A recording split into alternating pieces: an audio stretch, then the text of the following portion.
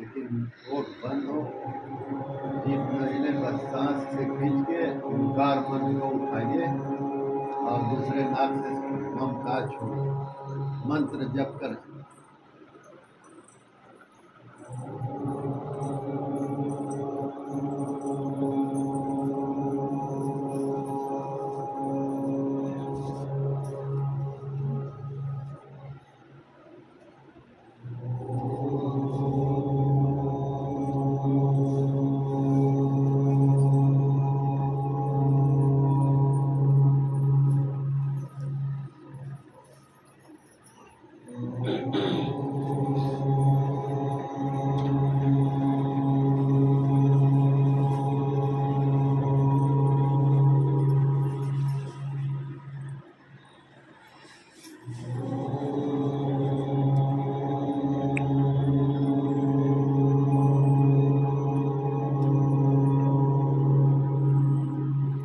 लगे कि हम परमात्मा का आवाहन कर रहे हैं, उनको पुकार रहे हैं, हमारे हृदय स्थल पर आए।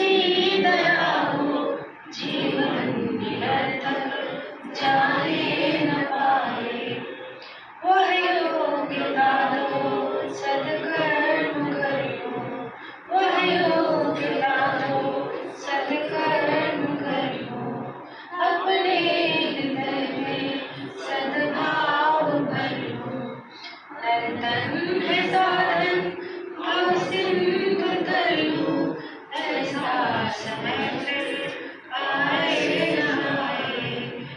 तन है साधन भाव सिंधु तरलू, ऐसा समय फिर आए न आए। हे नाथ अब तो ऐसी दया हो, जीवन निरर्थक जाने न पाए। हे नाथ हमें निरभिमानी बना दो, हे नाथ हमें निरभिमानी बना दो। दानी भर लो, दानी बना दो। आनंद में विज्ञानी बना दो, मैं पूर्ण यह आस लगाए। आनंद में विज्ञानी बना दो, मैं पूर्ण यह आस लगाए। हे नाथ अब तो ऐसी दया हो, जीवन निरर्थक जाने न पाए। यह मन न जाने क्या क्या दिखाए, कुछ बन न पाया मेरे बनाए। हे नाथ अब तो ऐसी दया हो, जीवन निरर्थक जाने न पाए।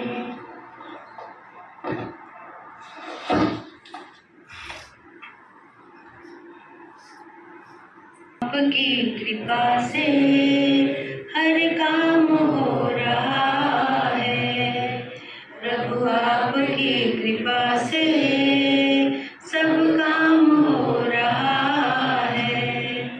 करते हो तुम गुरुवर, मेरा नाम हो रहा है, प्रभु आपकी कृपा से सब काम हो रहा है।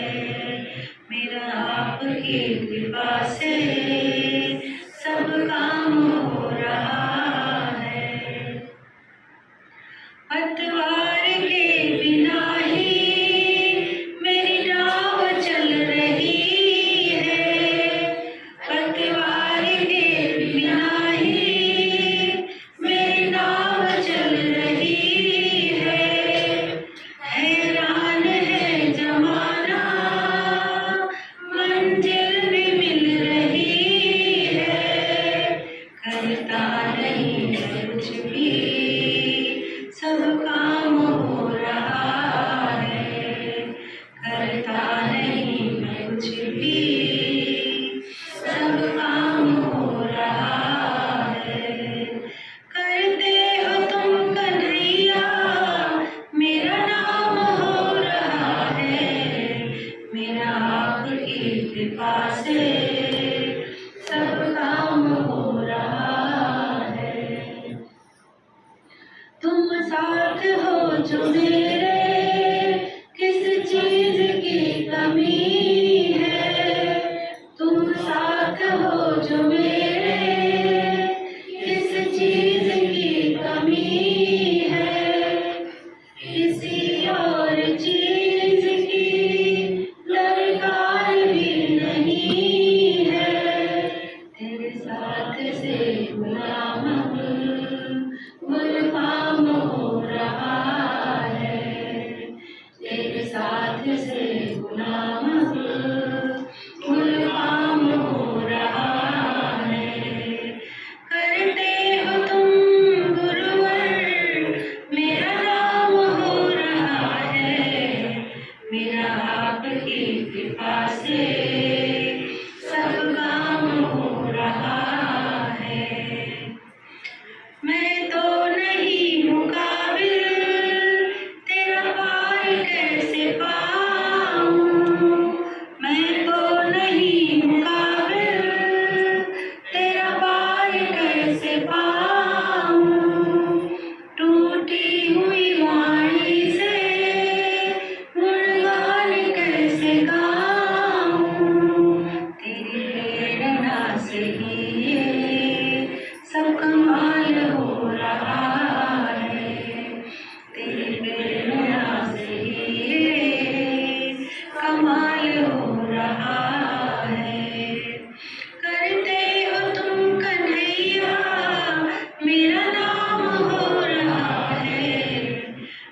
आपकी कृपा से सब काम हो रहा है।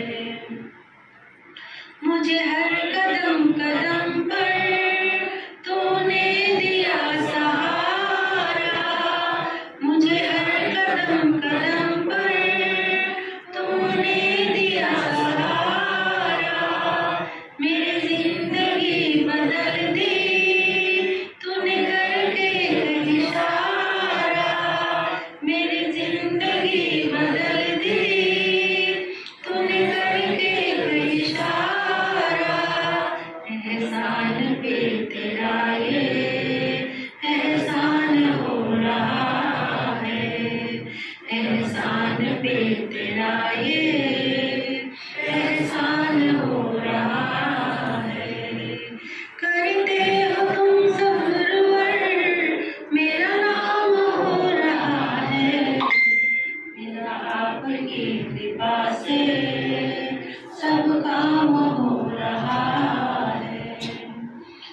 तूफान आंधियों में तूने ही मुझको थामा, तूफान आंधियों में तूने ही मुझको थामा। तुम कृष्ण बन के आए, मैं जब बना सुदामा। तेरे करम से अब ये सरेआम हो रहा है, तेरे करम से अब ये सरेआम हो रहा है। बिना आपकी कृपा से सब काम हो रहा है। करते हो तुम गुरुवर, मेरा नाम हो रहा है। बिना आपकी कृपा से सब काम हो रहा है। बिना आपकी कृपा से सब काम हो रहा है। जिसमें रीढ़ सीधी है और रीढ़ पर सिर स्थिर हो।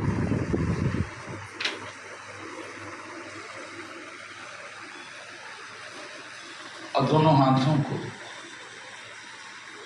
जंघों पर दोनों हाथ चित रहे और वो चित हाथ के भीतर भीतर प्रयत्न का शिथिलता बन जाए, एकदम ढीला छोड़, जैसे मुर्दे की तरह बेजान पड़ी हुई है। और हम सज्ञान स्वेच्छा से अपने शरीर को स्थिर किए जा रहे हैं।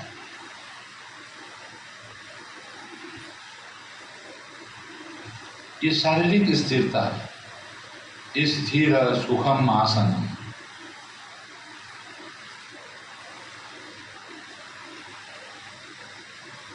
आसन स्थिर हो, उसके साथ शब्द जोड़ दिया है ऋषियों ने कि सुखमय भी हो, दुखद न हो। और अपने आंख को बंद कर, यहां जो भी बैठे हुए हों वो बाह्य दृश्य से मुक्त हो जाए, आंख को बंद कर। और मैं कहे जा रहा हूं और आप अपने भीतर वैसे ही होकर अनुभव भी करते हैं, तब मेरा कहना सार्थक होगा। आपका यहां आकर के बैठकर ध्यान करना भी सार्थक होगा। जिसे मैं अनुभव करके कह रहा हूं, आप भी अपने भीतर उसी अनुभव का स्वाद लेंगे, तभी मेरा कहना सार्थक होगा। अब गहरे ध्यान में उतरने के पहले हम एक स्तुति करेंगे। जिनको स्तुति आती हो वो मुझे साथ दें, और जिनको नहीं आती हो वो चुपचाप श्रद्धा के साथ इन स्तुतियों की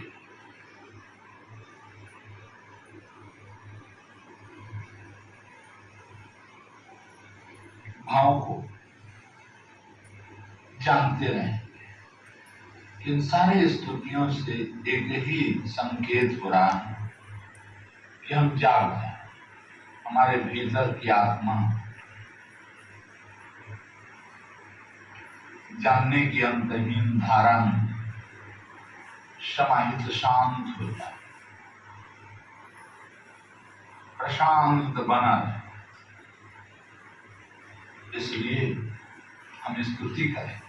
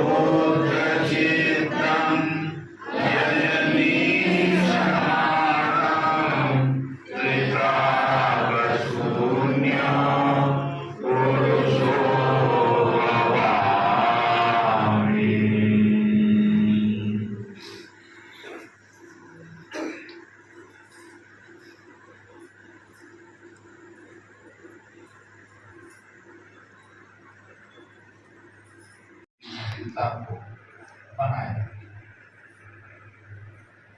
आसन में टर्न, आसन स्थिर, इतना स्थिर हो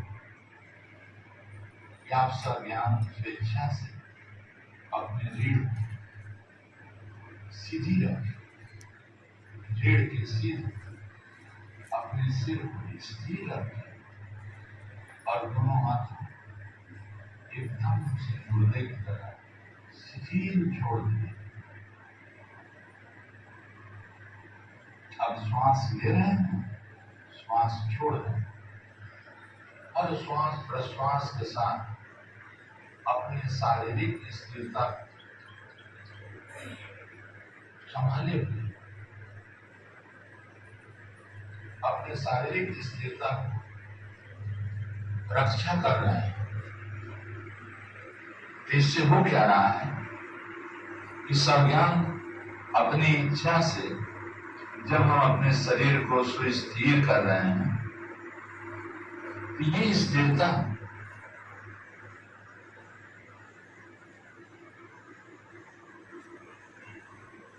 हमारे अधीन होती जा रही है। हम स्थिरता संस्कार बना रहे हैं। हमारे अंतःकरण में शारीरिक स्थिरता की संस्कार बढ़ते चले जा रहे हैं।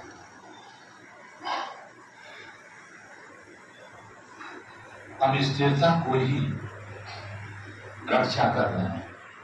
बस श्वास ले रहे हैं और हम भीतर भीतर अनुभव कर रहे हैं कि हमारी शारीरिक स्थिरता उपस्थित हुई। श्वास लेते ही शारीरिक स्थिरता की स्मृति, और जब हम श्वास को धीरे धीरे छोड़ रहे हैं, तेजी से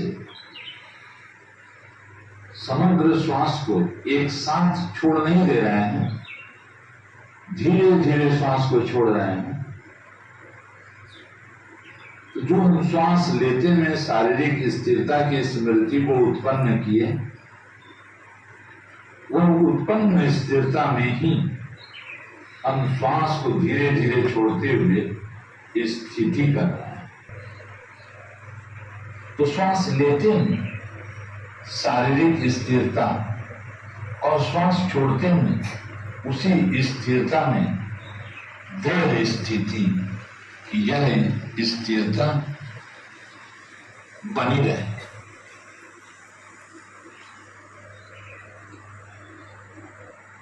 तो उस गहरे ध्यान में उतरने के पहले हम अपने शरीर को सुस्थिर कर दें,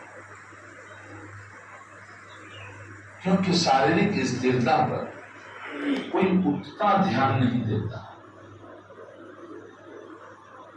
अपने भीतर समझता है कि यह शरीर स्थूल है, इस शरीर के पीछे इतनी समय बर्बाद करने की जरूरत क्या है।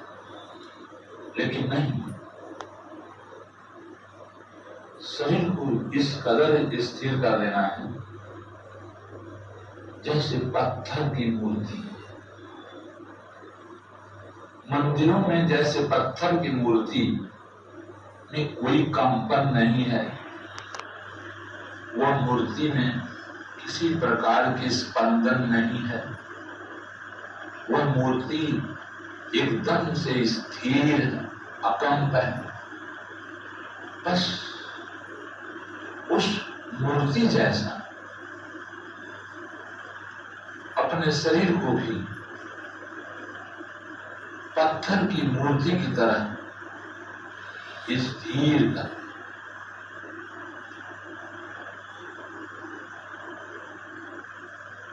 अगर पत्थर की मूर्ति की तरह अगर हमारी शरीर स्थिर हो गई, तो आपको पता है ये शरीर खुद चंचल नहीं होती। इस शरीर के भीतर चेतना, उस चेतना के अस्थिरता के कारण ही शरीर हिलती। तो जब हमारा शरीर पत्थर की मूर्ति की तरह स्थिर होगी, बाहर से हम अपने शरीर को देखेंगे कि हमारी शरीर मूर्ति की तरह स्थिर हो गई है,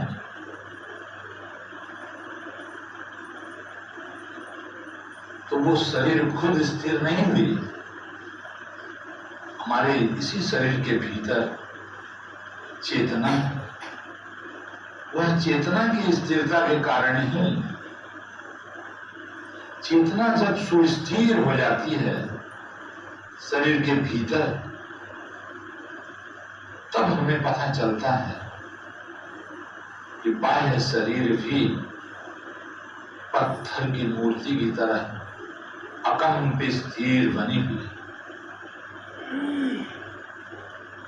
तो आप इसे शारीरिक स्थिरता को गौण न समझें, क्योंकि अनुरूप भाव से आप अपने चेतना को ही स्थिर कर रहे हैं। जब आपकी चेतना सुस्थिर हो जा रही है, अत्यंत स्थिर हो रही है, तब आपकी बाहरी शरीर में कोई कंपन नहीं रहता, कोई हिलना डुलना नहीं रहता। आपकी शरीर अकंप अडोल पत्थर की मूर्ति की सी बनी रहती है। ये चेतना की ही बहुत गहरे में स्थिरता की ही परिणाम है। तो आप सब ज्ञान स्वेच्छा से कर क्या रहे हैं? श्वास लेते में आपकी चेतना स्थिर हो रही है। चेतना अपने स्थिरता की स्मरण कर रही है। श्वास लेते ही चेतना समग्र शरीर के भीतर सुस्थिर हो जा रही है। और जब धीरे धीरे श्वास को आप फेंक रहे हो, धीरे धीरे आहिस्ते आहिस्ते शरीर श्वास को आप जब छोड़ रहे हो, उस छोड़ते श्वास काल में आपकी चेतना की स्थिरता में देव स्थिति होती जा रही है। तो आप शारीरिक स्थिरता को ध्यान के गहरे उतरने में सहायक समझो। ये चेतना की जागृति है। भीतर चेतना जागती रहती है तो बाहर शरीर स्थिर है। शरीर की स्थिरता पत्थर की मूर्ति की तरह स्थिरता संपूर्ण चेतना की जागृति है। जब चेतना भीतर स्थिरता के तहत जागी रहती है, तभी आपकी शरीर बिना तंद्रित हुए स्थिर बनी रहती है। और भीतर चेतना में आलस्य है, निद्रा है, तंद्रा है, तो आपके शरीर के सिर भी डगमगाती रहेगी। तंद्रा में सिर झुक जाएगी। आपकी चेतना निद्रा में तंद्रित होती जा रही है। जब भीतर जागी रहेगी तो सिर के भीतर निद्रा मंडरा नहीं सकती। सिर झुक कर सिर के भीतर झपकी आ नहीं सकती। तो ये चेतना की स्थिरता बाह्य शरीर की स्थिरता की और बाह्य शरीर की स्थिरता चेतना की स्थिरता की परिणाम है। ये कोई गौण चीज नहीं है, ये ध्यान का एक मुख्य अंग है।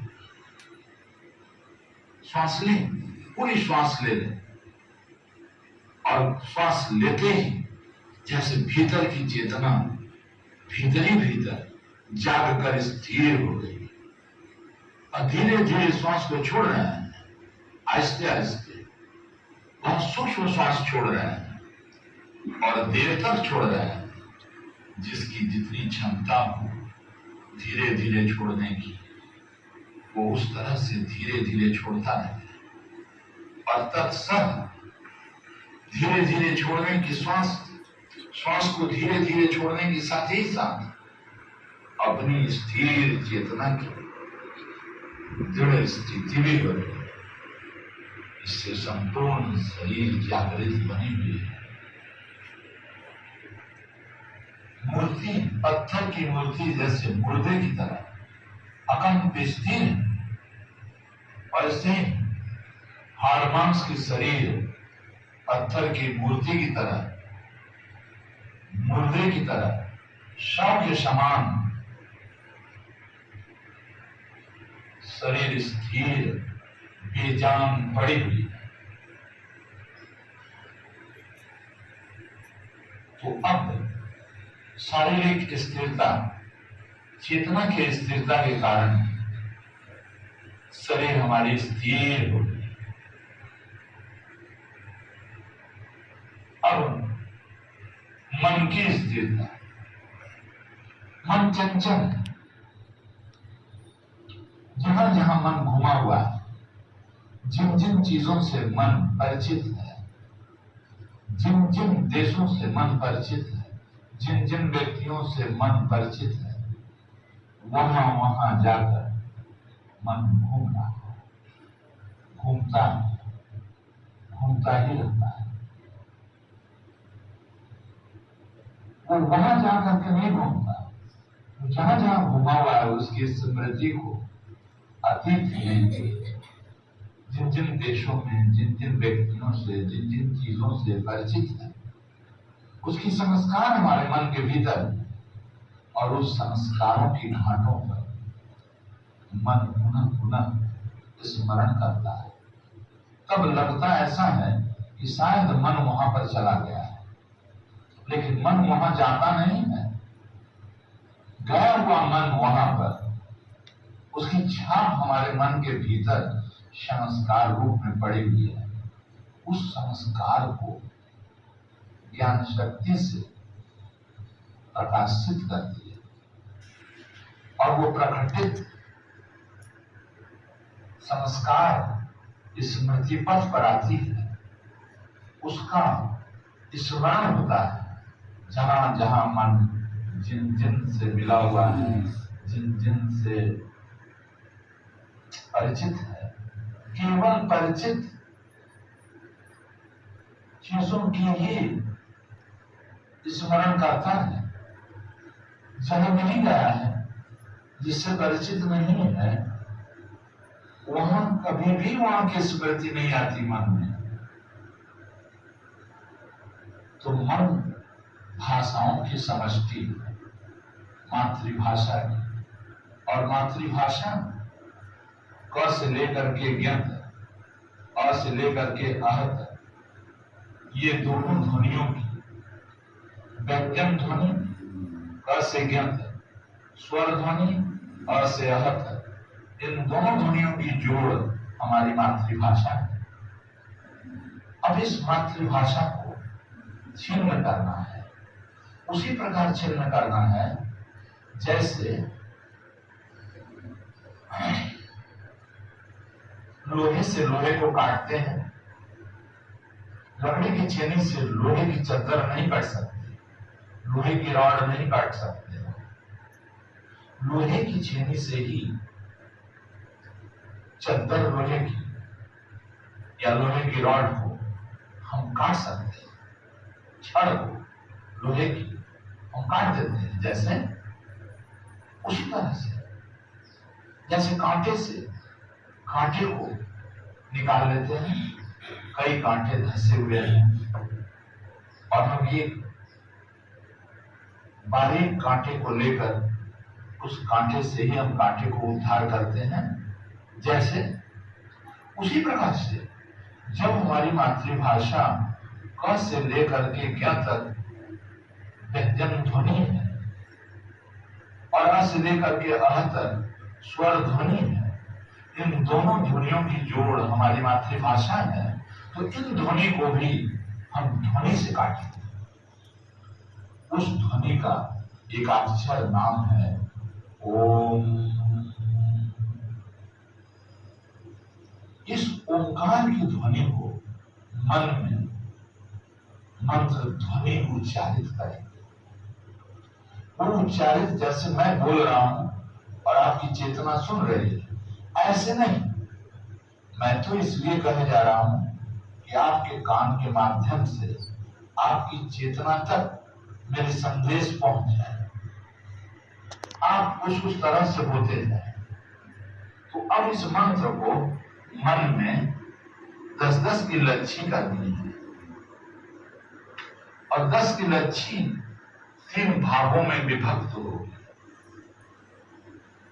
मंत्र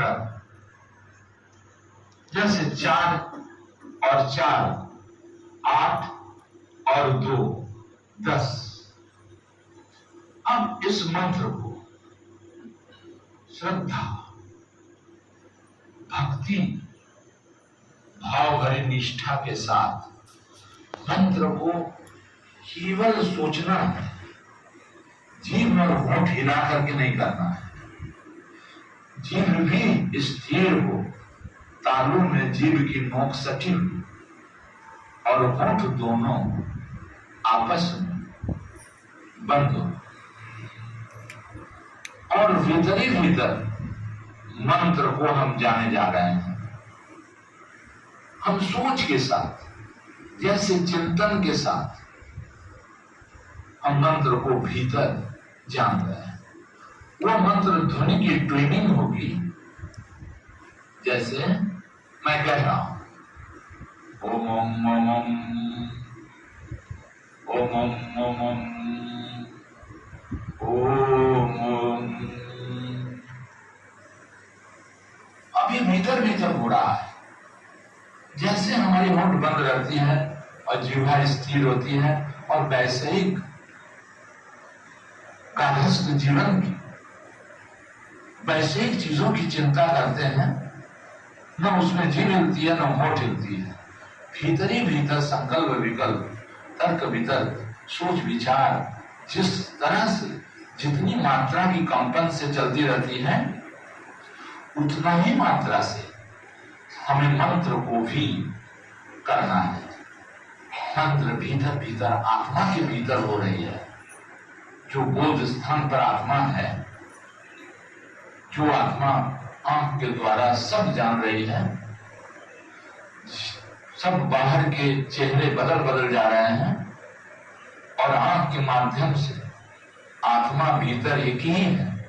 एक ही आत्मा आंख के बाहर नाना प्रकार के रूप को, आकृतियों को जानती रहती है, और वो बोध स्थान पर जानना एक ही रहता है। कान के द्वारा नाना प्रकार के ध्वनियों को आत्मा जानती है, तो बोध स्थान पर आत्मा का जानने की स्वरूप एक ही रहता है। जैसे त्वचा से ठंडे, गरम, उमस, इन सब अलग अलग स्पर्श को आत्मा त्वचा के माध्यम से जानती रहती है। जैसे जीवा में नाना प्रकार के व्यंजन को, अलग अलग जानती रहती है, वो बोध स्थान पर जानना रूपी आत्मा एक ही है। नासिका के चित्रों के सन्मुख एक प्रस्फुटित गुलाब की फूल यदि आ जाए, तो उसको बोध स्थान से आत्मा ही जानती रहती है। बेला की उसकी सुगंध, गुलाब के फूल की सुगंध, दोनों पुष्पों की सुगंध अलग अलग, इन दोनों अलग अलग सुगंधों को आत्मा ही जानती रहती है बोध स्थान से। आलू में सड़ी हुई आलू के दुर्गंध को नासिका पुट द्वारा आत्मा ही जानती रहती है। घर के अंदर किसी कोने अतरे में मरी हुई चूहिया के दुर्गंध को आत्मा ही जानती है। तो बोध स्थान पर मस्तक के पश्चात भाग में जहाँ चुन्नी रखे जाते हैं, प्राचीन ऋषि महर्षियों ने वैदिक युग में जहाँ चुन्नी रखने की प्रथा बताई थी, आज भी हिंदू वर्ग वही चुन्नी रखते हैं। उसी चुन्नी वाले स्थान के भीतर मस्तक के भीतर, मस्तक के पश्चात भाग के भीतर, इस खोपड़ी के अंदर ही चुन्नी वाले स्थान पर आत्मा की उपस्थिति, वहां आत्मा स्थिर है। जागृत काल में समस्त क्रियाकलापों को वहीं से आत्मा जानती है।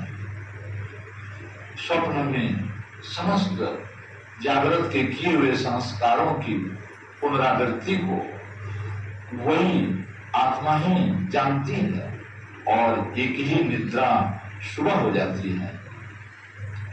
उस आनंदमय सुषुप्ति निद्रा को भी जाग कर आत्मा कहती है, ओह आज एक ही नींद सुबह हो गई,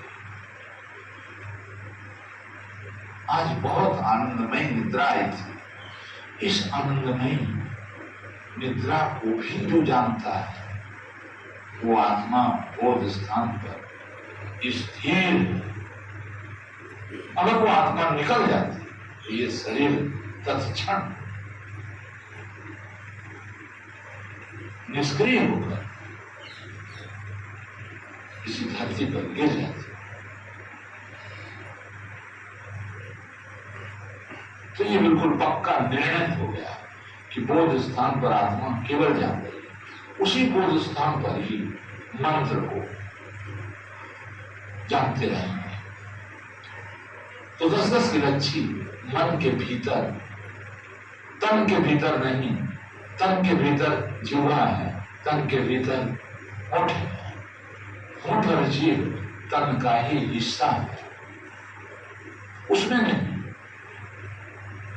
बोध स्थान पर मन मंत्र हो रहा है, और भक्ति के साथ, श्रद्धा और निष्ठा के साथ आत्मा इस मंत्र को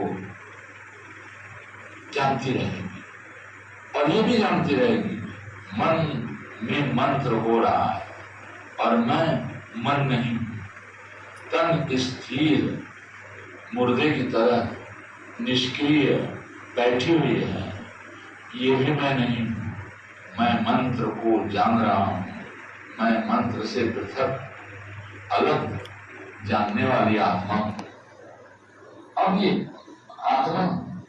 आत्मज्ञान को, अपने ज्ञान को कि मैं केवल जान रहा हूं, बस ये जानने में स्थिति हो। तन बड़ी चीज नहीं है, तन नश्वर है, यही की चीजें यही फिर जाएंगे।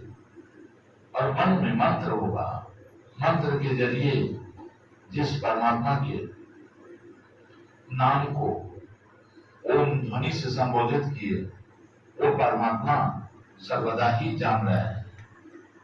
तो जब हम ओंकार को जानते हैं, तो ओम जो है अखंड जानने वाले परमात्मा का नाम है।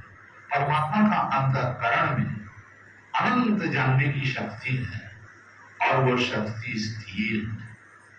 तो हम ओम मंत्र से हम उन्हीं के अखंड स्थिर जानने की स्मृति हम अपने आत्मा में करते हैं। हमारी आत्मा स्मरण करती है परमात्मा को। परमात्मा यानी जिनके जानना, जिनकी आत्मा में जानना अखंड हो गया है, अखंड जानने की स्थिरता बनी हुई है, वो है परमात्मा।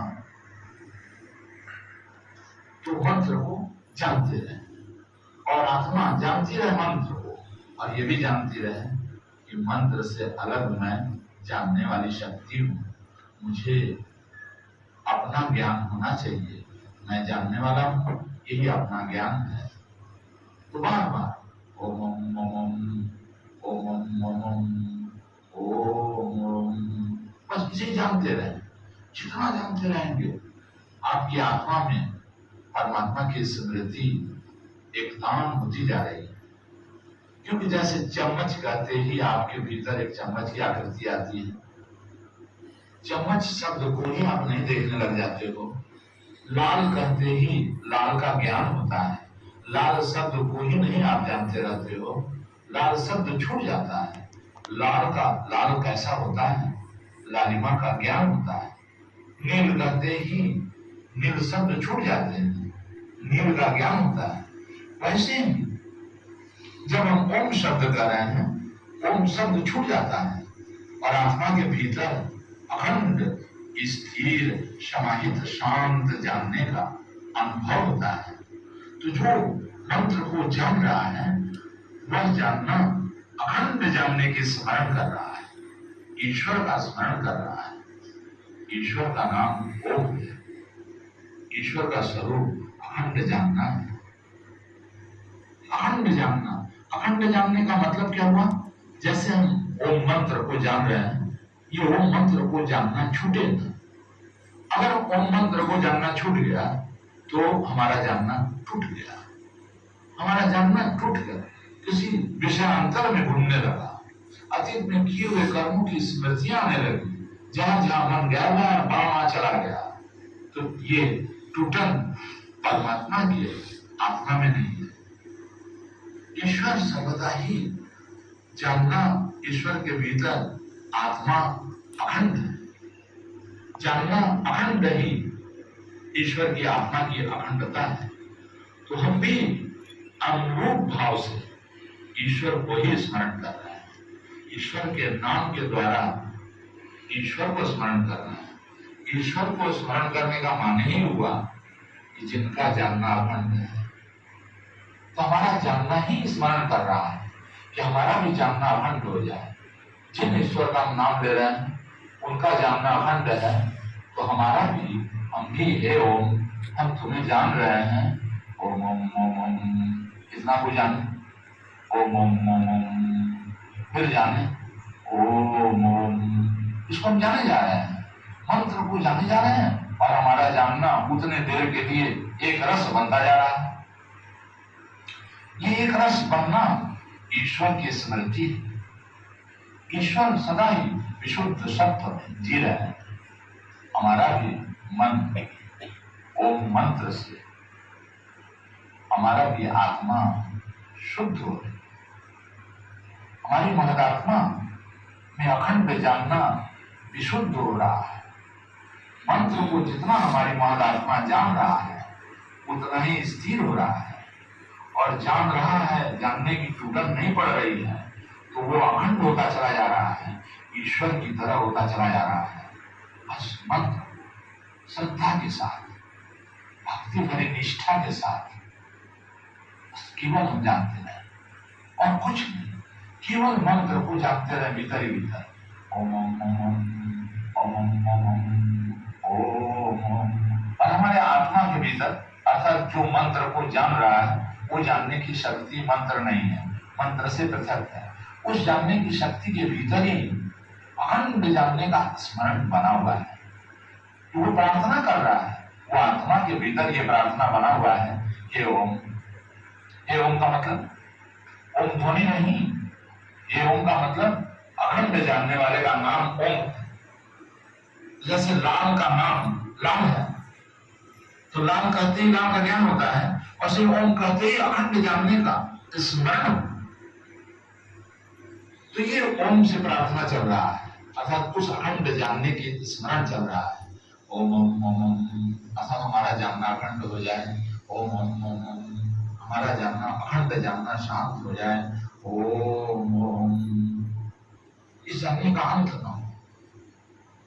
ओम ओम ओम ओम, हम जान रहे हैं। ओम ओम ओम ओम, हमारा जानना स्थिर हो जाए। ओम ओम, हमारा स्थिर जानना अखंड हो जाए, अनंत हो जाए, असीम हो जाए, इसका कोई सीमा न हो, कहीं रुकन न हो, कहीं टूटन न हो, कहीं खंडन न हो, अनंत हो जाए। क्योंकि ओम एकाक्षर ब्रह्म का ही नाम है, और ब्रह्म में कोई वितर्क नहीं है। तो जब हम ओम ओम ओम ओम ओम ओम ओम ओम ओम, तो मातृभाषा अभिभूत हो जा रहा है। ये ओम मंत्र मातृभाषा को छिन्न कर रहा है, जैसे कांटे से कांटा निकालते हैं, जैसे लोहे से लोहे को काटते हैं, वैसे ही इस महामंत्र से, ओम इत्येतत् महामंत्र, इस मंत्र से हम ध्वनि को, मात्र ध्वनि को काटना है, मात्र ध्वनि को छिन्न करना है। मात्र ध्वनि ही हमारे मन को चंचल करता है और वो सारी भाषाएं शून्य होकर निर्विचार हो जा रहा है। ओम मंत्र हमारे मन को निर्विचार कर रहा है और ओम मंत्र हमारे आत्मा को जगा दे रहा है। ओम मंत्र को जितना जाना जा रहा है उतनी ही आत्म जागृति बनती जाएगी। तो हमारा ईश्वर की तरह हमारा जानना, अनागत ईश्वरता, विशुद्ध सत्य, वितर्क शून्य और राग और मन्यु से शून्य होता जा रहा है। यह लोक और परलोक की भोग्य वस्तु से शून्य होता चला जा रहा है हमारा जानना। जितना ओंकार को हमारा जानना जान रहा है, हमारी आत्मा जान रहा है, उतनी आत्मा के भीतर जानना अखंड होता चला जा रहा है। ये अखंडता सदैवता स्मृति साधन है, सदा एकता, अनंत काल के लिए ये जानना हमारी एकता हो जाए और धैर्य बना रहे जानने में, और सारी इंद्रियों का विषय शून्य होकर अर्थान निवृत्ति करने समझते आनंद भावा परम विभाति। ये जानने की आनंद, कितना आनंद है। हमारा जानना एक रस बना हुआ है। ओंकार के सहारे, ओंकार की अर्थात ईश्वर की तरह हमारा जानना अखंड होता जा रहा है। और इसमें कोई दुख नहीं है, कोई शोक नहीं है। शोक दुख से शून्य हो जा रहे हैं, क्योंकि हमारे जानने की शक्ति, स्मृति जानने के भीतर ही तल्लीन है। समस्त बाह्य स्मृतियां विस्मृत में परिणित हुई है। उनकी यादें नहीं आएगी तो हमें दुख कैसा, उनकी यादें नहीं आएगी तो उनके नाश होने की शोक कैसा। अदुख सुख सुमना भवामी, ईश्वर सर्वदा ही निरुद्ध चित्त है। निरुद्ध चित्तम यजनीशमानम तीर्थाप शून्य पुरुषो भवामी। हम तीनों ताप से शून्य पुरुष स्वरूप का होंगे। इसी ओंकार को जानते जानते जब हमारा जानना अखंड हो जाएगा, तब हम पुरुष तीर्थाप से शून्य, ये हमारा जानन शक्ति, ये हमारी आत्मशक्ति अखंड हो जाएगी। और ये अखंड जानना हमारे भीतर बना रहेगा।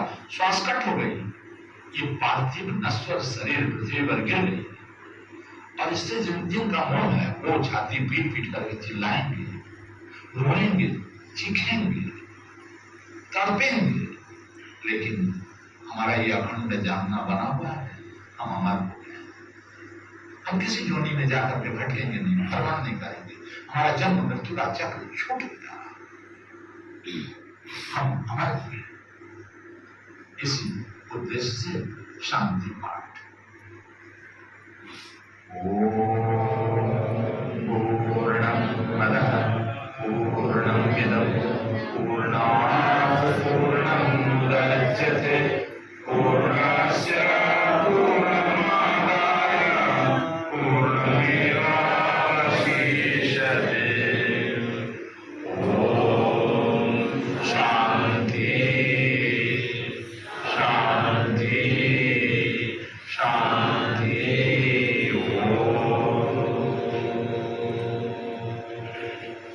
हरि ओम तत्सत्।